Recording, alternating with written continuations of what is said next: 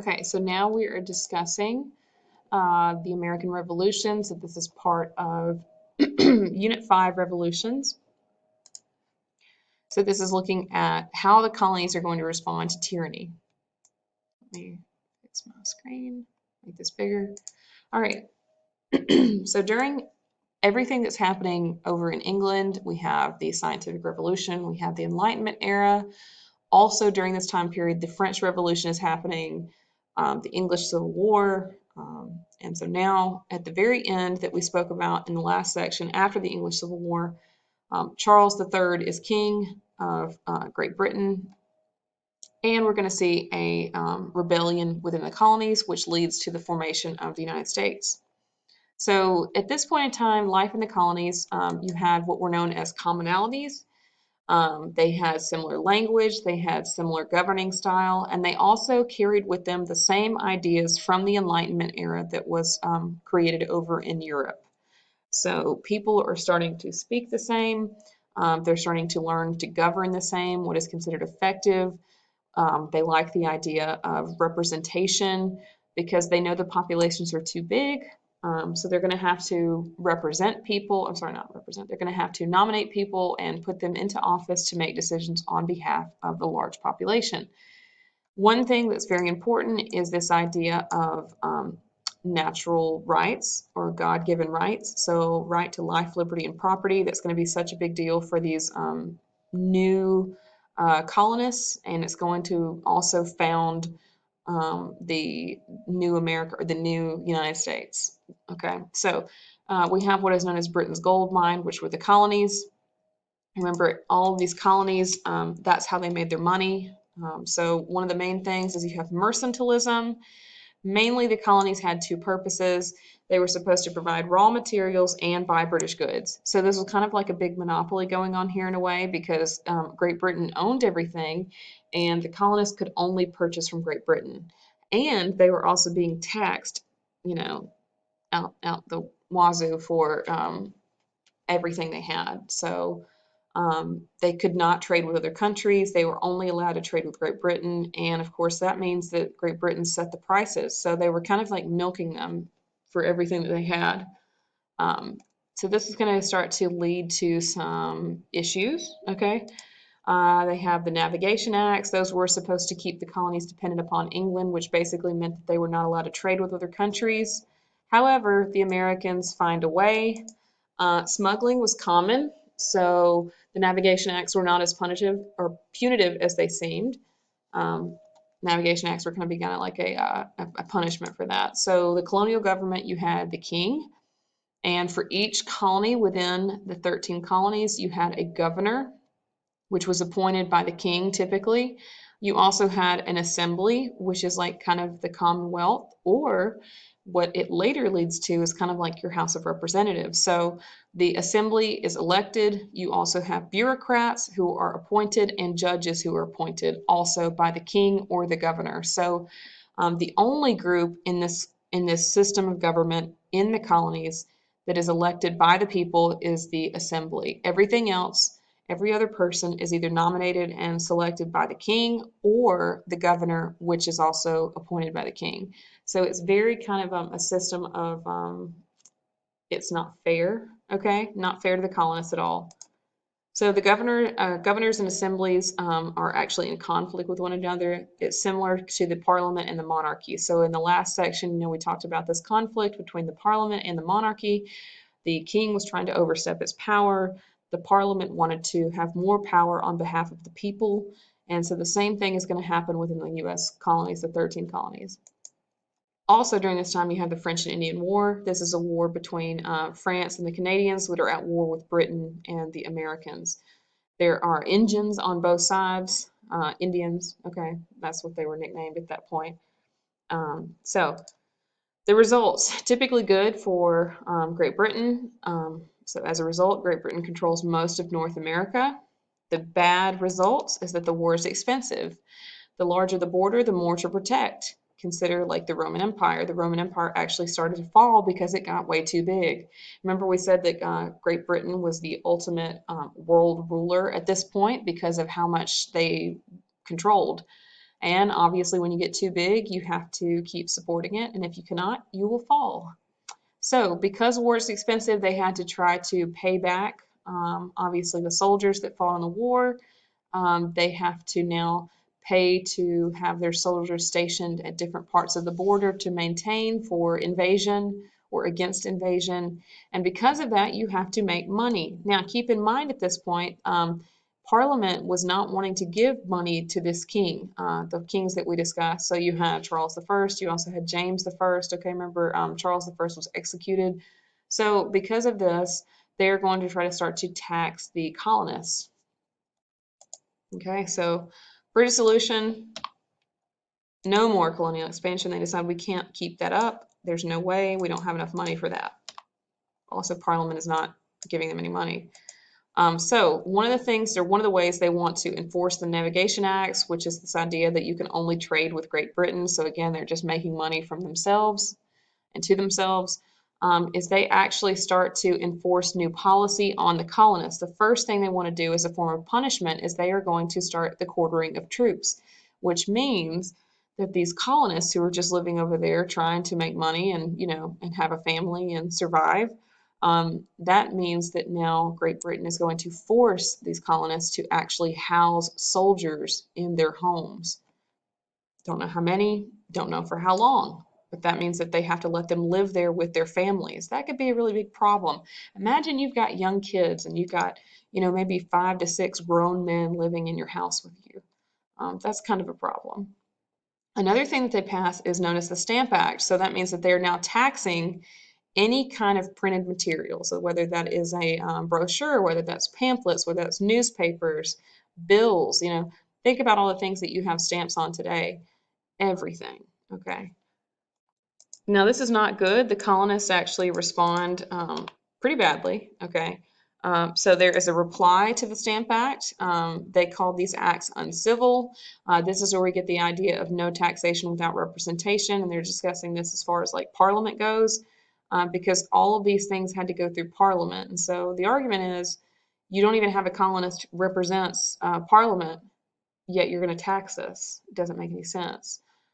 This Stamp Act was repealed in 1766 as an effort to appease the colonists. However, they roll out new taxes in 1767.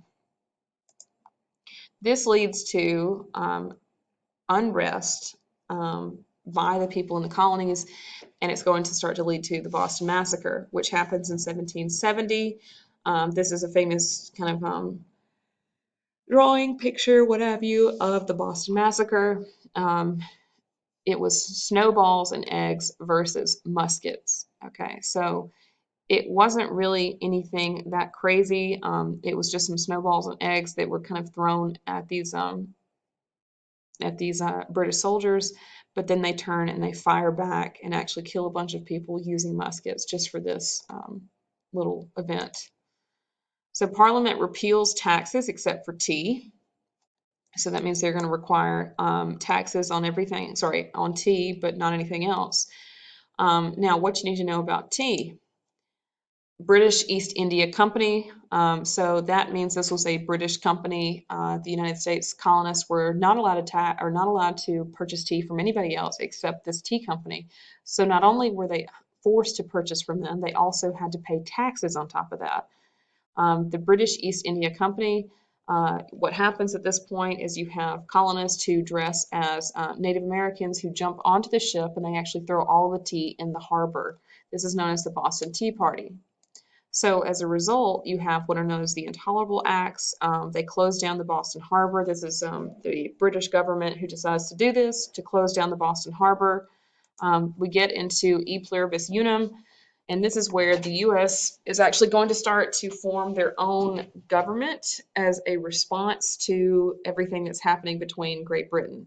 This is the first time at this point that they are unified. So you have the first Continental Congress that meets in 1774. It's not actually a Congress or a government, okay? It's just a first unified meeting. During this time, some people wanted reform and some people wanted complete freedom. This leads to different ideas. So again, one thing that the First Continental Congress does is they actually try to start pleading with Great Britain. They say, okay, well, here are issues. Can we change them? Can you please, work with us here? On April 19th, 1775, there's actually battles. Okay, so this is the shot heard around the world of Lexington and Concord, the first battles officially between the U.S. colonies and Great Britain. This says, from the bushes and trees they fired at the redcoats. So one thing that's unique about the battles between the colonists and Great Britain at this time is that they actually did try to use like guerrilla style warfare, which means, they weren't just on a battlefield marching in a straight line at one another, which they did do sometimes, but the people, the colonists, they were just like your average people. They weren't, trained soldiers. They weren't people who were just, super wealthy. These were just like your main, like, poor guys, just wanted to try to make a life for themselves and were tired of being, told what to do. They were the ones that were fighting at the redcoats. So they kind of just fought however they could, whether that's under trees, under bushes. And of course, the redcoats would march in these straight lines. I'll have to show you all some pictures. So this officially creates this war with England. You have what is known as the Olive Branch Petition. I'm tired of these boxes. Okay, and this is going to be a petition for some sort of agreement, a truce, I guess, between Great Britain and England. I'm sorry, Great Britain and the colonies. Common Sense. This is by Thomas Paine. He publishes this as a call for independence. He's trying to argue why the U.S. Colonies should now leave Great Britain and create their own country. He calls for independence based on economic, moral, and social reasons, which leads ultimately to the Declaration of Independence by Thomas Jefferson. And something about the Declaration of Independence, it's kind of like a breakup letter. Let's see if I can play that. Match your format. Do you still want to play this? Yes.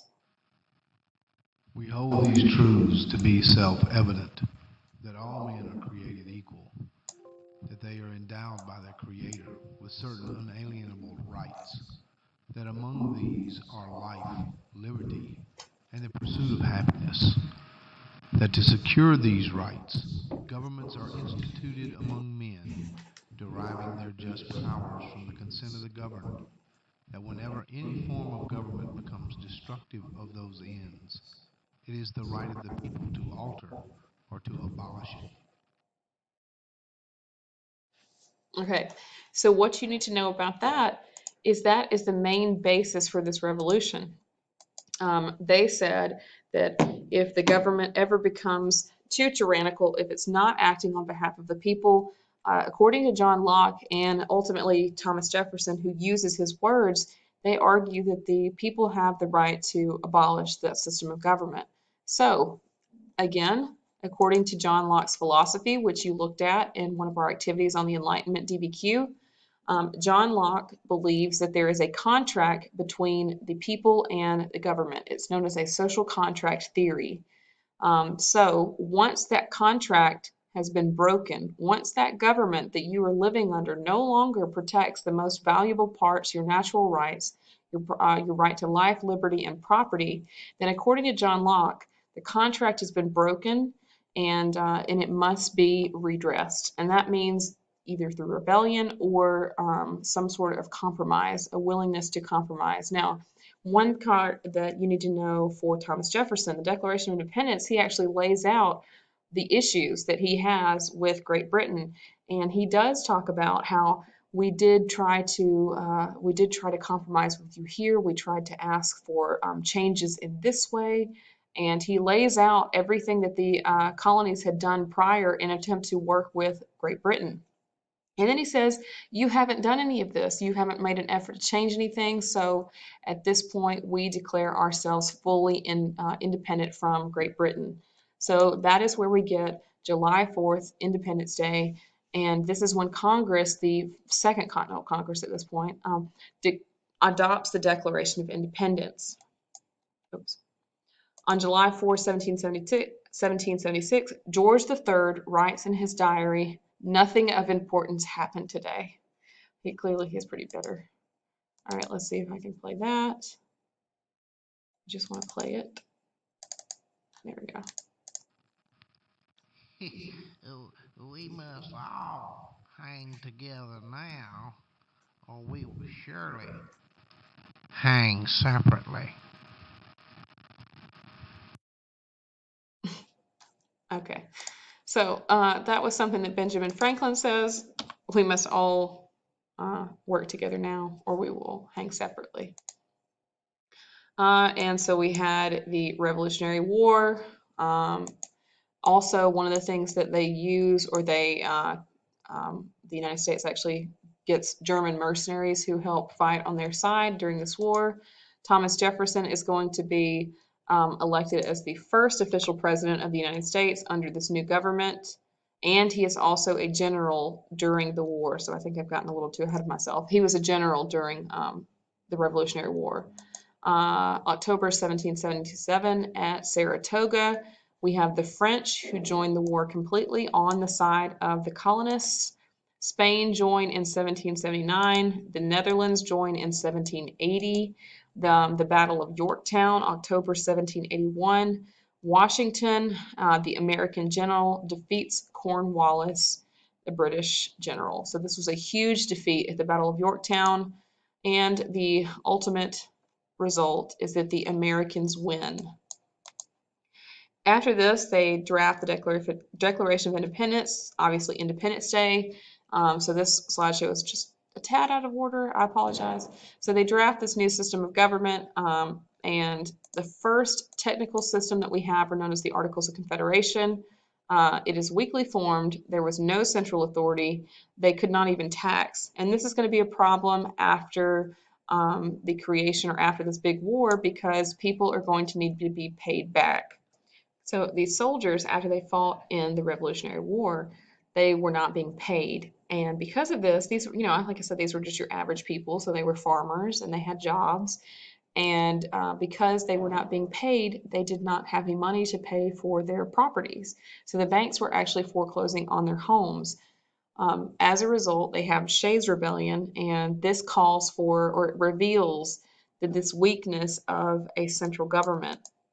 So the Constitutional Convention, this is where the delegates will meet in Philadelphia, and they are going to try to create a stronger central government. And in 1787, they work on that. The system of government they create is known as a federal system, which means that power is shared between the central governments and the state governments. Prior to this, that means that the state governments under the Articles had the most power. Okay, and that's not going to work.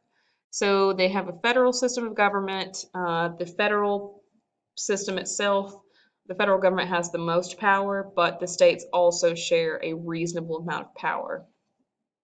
They draw their beliefs from several different people, several different Enlightenment thinkers. We discussed Montesquieu under your Enlightenment thinkers DBQ activity that you did. There is a separation of powers. That's something that he firmly believed in. He felt that power was best used when it was split up. There was no threat of tyranny this way. Remember that under an absolute ruler, that means that the legislative power, the judicial power, and the executive power all lies with one person. Montesquieu believes that it should be separate. So the United States government, at this new constitutional convention, they write in the Constitution the creation of 3 separate branches. And this is where we have our judicial branch, our legislative branch, and our executive branch. The executive branch is in charge of enforcing the law. The legislature is in charge of writing the law, and the judicial branch is in charge of interpreting the law. Democracy or republic. One thing you need to know is everybody talks about how the United States is a democracy, and that's somewhat true. They are actually a republic, and that is an indirect democracy.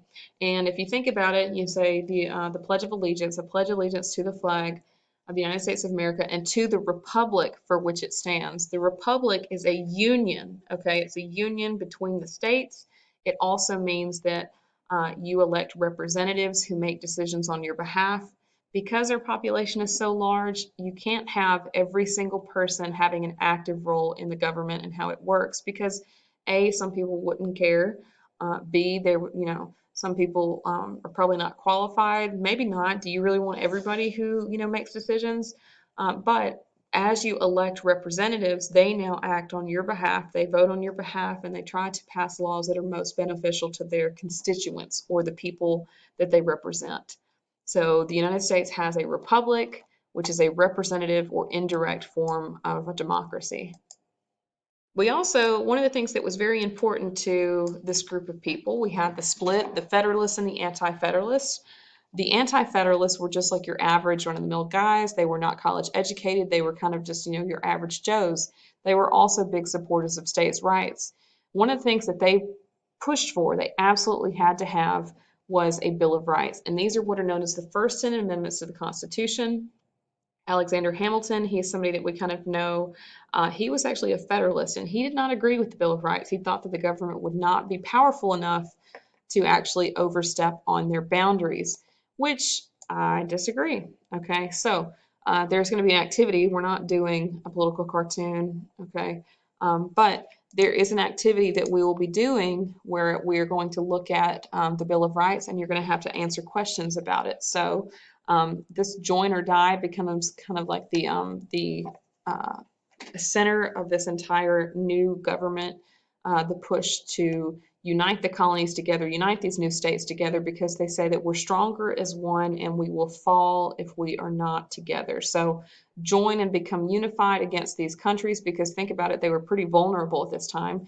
Join and become unified, otherwise die and get taken over by another major country again.